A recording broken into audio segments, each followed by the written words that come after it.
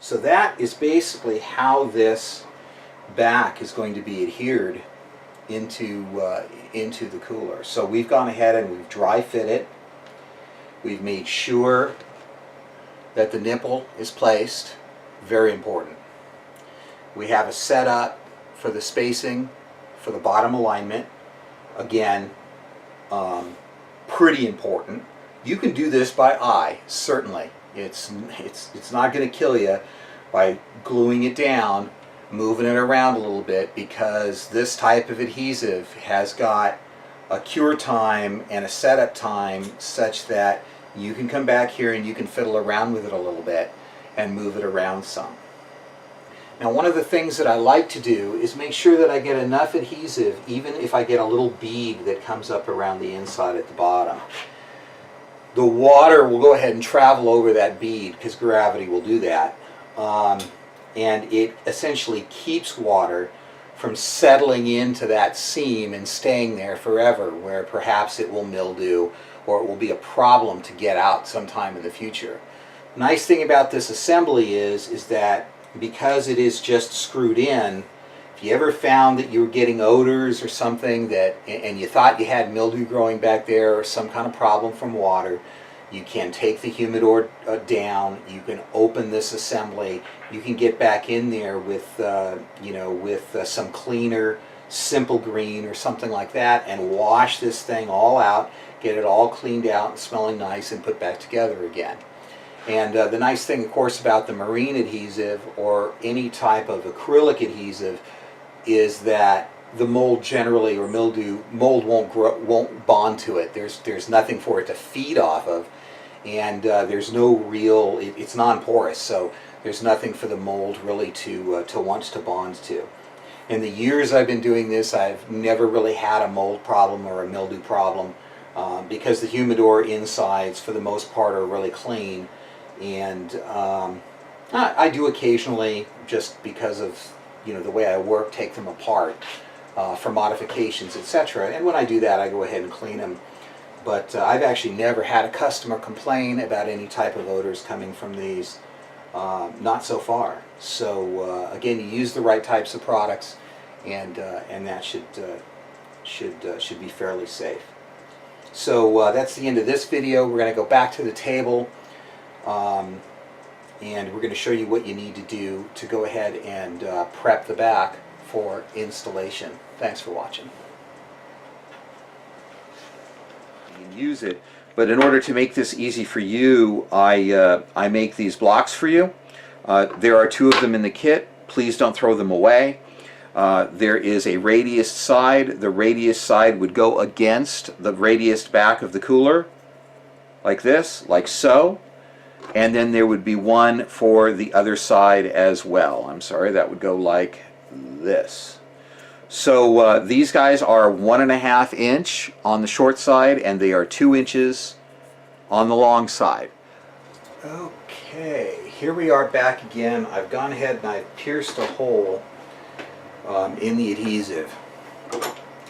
Now, you want to make sure that you have a big enough hole that the adhesive flows pretty freely. Squeeze from the back of the tube, try and get as much adhesive on as you need to seal. Like I said, if it bulges out a little bit on the inside, that's no harm, no foul. It's not that big of a deal.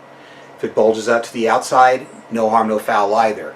But you might be able to see it from the inside of the cooler, so it depends on how picky you are about a clean overall finish. But we're not going to use this space inside the cooler for anything, so if you see a little white, it's not that big of a deal. This adhesive cleans up with acetone or MEK. Now, one word of warning. You don't want to use acetone and MEK. And the reason is because these products will dissolve with acetone and MEK. So we're going to try and keep these products completely dry and completely unpolluted. And if you have to, clean yourself up with the acetone or the MEK. If you get it on your fingers, you can certainly use rubber gloves for this. And as a precaution, I have paper towels right here underneath the table. You should keep your paper towels handy, because if you're prone to make a mess, just take your time cleaning it up. It's okay if you get some back here. It's okay if you get some back here. It's really not going to hurt anything. All right. but stay away from the acetone and the MEK on these products or on the shell inside your cooler, because you can dissolve those with acetone and MEK. Now, one of the also warnings on the back of this, I like to use alcohol. I use alcohol for a lot of things, but alcohol retards the curing of this particular product. So it's important for you to understand that if you're a solvents guy like I am, like to use solvents, dissolve, and clean up everything, which I do, that you make sure that your solvents are compatible with whatever product you're using. So there's your word of warning. So I'm just going to start at one end and just kind of work my way around, and you know, like I said, it's not really that critical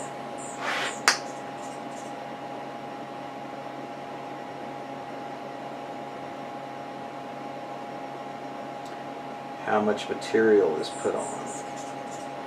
Now, it's especially important to me to try and get enough material down here at the bottom, close enough to the edge at the bottom, so that I don't have a gap at the bottom.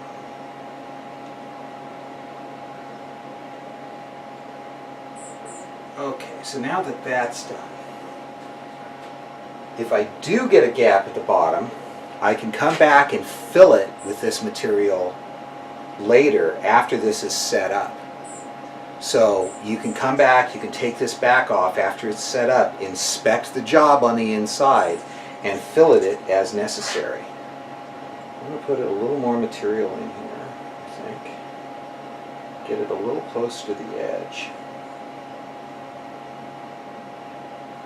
Okay.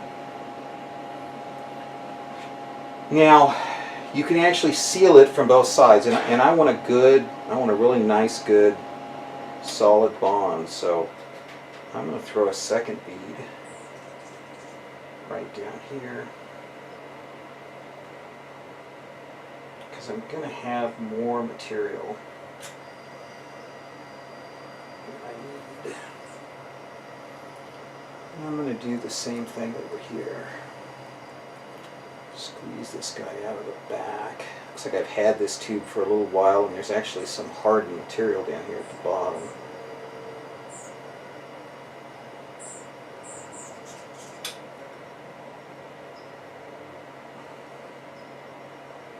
And that's it.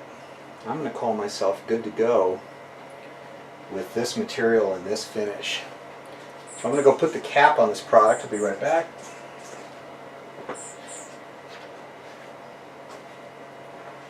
And just to let you know, I've already redusted the inside of the cooler, set up my shims, and wiped the cooler down on the inside, dried it off with some compressed air with water. Water should actually not affect the bond of this material. This is actually a wet apply material. So even if you had a little water residue in there, it shouldn't affect anything. I like to make sure that it's good and dry anyway. We're going to reset up the camera, move all this stuff over into the cooler, and I'll see you in the next video. Okay, so we are back at the cooler once more. The glued up back is just about a foot away from me. Maybe you can see it in the corner of my shot. Nope, maybe not. It's just about a foot away, so that's okay. I'm going to make sure that any wires are out of my way so I don't get glue on them, make a mess out of them or anything like that. So let's move those out. And you'll notice that I'm really not panicked about putting this on, because this has, like I said, a good setup and cure time. I've set up equally spaced blocks ready to place, and I know about where the back is going to sit inside the cooler. So let's bring it over. Now this cutout is very handy to use, and that's what I'm going to use to place. I'm just going to stand it up in here for a second, and it's actually my preference to push the back down into place, then push the back up into place. Because for the most part, what that does is it tends to smear the adhesive up into this gap rather than away from this gap. Okay, so like I said, I don't mind starting it a little bit on the tall side. I'm going to kind of line it up. All right. Pull this guy out of there. Line it up from side to side. The top is already touching. I'm going to go ahead and just drop it right down. And what I'm going to do here is make sure that these two back blocks are pulled up high enough to not really push the back too much out of place. This guy is fine. It's not resting on anything there, so that's good. My finger's in this side. Looks like I got a lot more space on one side than on the other. Go ahead and bring it over a little bit. Put some pressure on it.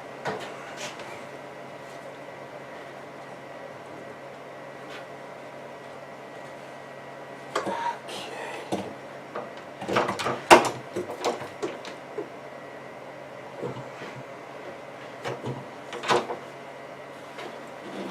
Just walking around the cooler now. Some pressure on it all the way around. Make sure that it's just sucked down to the back. Okay. Got a little bit of cement coming out here on the bottom. That's okay. Just a little white bead. That's fine. It shows me that I am getting the adhesive spread out and getting it sealed down.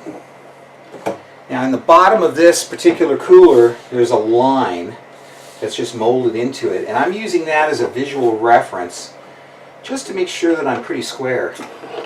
I'm going to go ahead and pull these out now because they're really not necessary anymore. Now, be careful. See, this one's got a little glue on it, so just don't go sticking it on anything. Okay.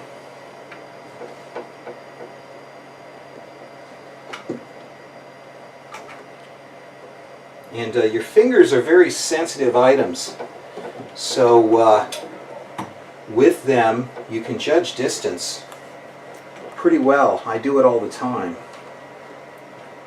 Up here at the top there's a radius, and you want to make sure that the top's actually not sitting on top of that radius, because if it is, then the back is going to be pushed against, the mount is going to get pushed away from the back. So this looks pretty darn good to me. I feel pretty good about it. So what happens now is this guy's just going to sit overnight and firm up and cure, and then tomorrow we'll go ahead and we'll mount the input-output box, which is going to go over here in this corner, and we'll take the back portion off and check out the alignment and the mounting of our back. Do any filleting then if we want. We have, oh Lord, we've got 3/4 of the tube of adhesive left, so one tube will do you there. And we're probably going to use a little bit of that adhesive to make sure that the I/O box that's mounted over here is going to be sealed on there real well. So that's it for today's lesson. I hope you enjoyed the show. If you're building one of these at home, which is of course the point of the video, I hope that that it has explained the process, and you get a pretty good idea of what you need to do here. The video and the pictures, I know, are worth 1,000 words. Of course, you can always contact me via email, and for my customers that have my phone number, you can certainly call me, and I'm happy to discuss and talk technical support and take you through the details if you have any questions. Again, the real important thing in here is there is no stupid question, so don't let a question go unanswered. Don't make a mistake first and then back up by calling me. Call me first and don't make the mistake in the first place. It just makes a lot more sense to do it that way. I like to make sure that my customers are totally happy with their projects and that they're fully supported in the building process. And of course in the operating process, because being able to store your cigars better, have a little fun building this thing, and having a quality finished product that you can be proud of is very important to me. So thanks again for watching, and I'll see you in the next video.